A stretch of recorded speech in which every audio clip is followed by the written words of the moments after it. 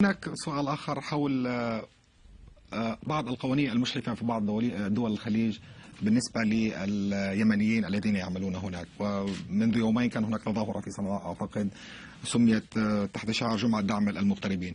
هل هناك اتصالات مع دول الخليج لترتيب هذا الوضع يعني والسماح لليمنيين بالعمل؟ هو يعني اتخذوا بعض القوانين ليس على اليمنيين وبس، ولكن على كل المهاجرين. بس اليمنيين أكثر الناس المتضررين منها.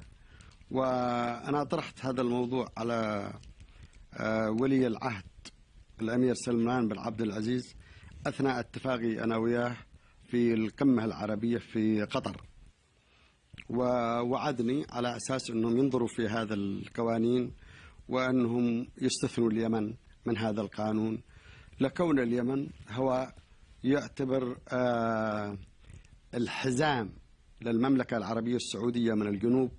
نحن نواجه تهريب السلاح، ونحن نواجه تهريب المخدرات، ونحن نواجه، والجيش حقنا كله يعمل على الحدود السعودية ليساعد السعوديين على عدم تدخل، لأننا نحن نواجه البحر العربي كامل، ونواجه يعني مضيق باب المندب والقرن الأفريقي كامل، احنا الذي نواجهه.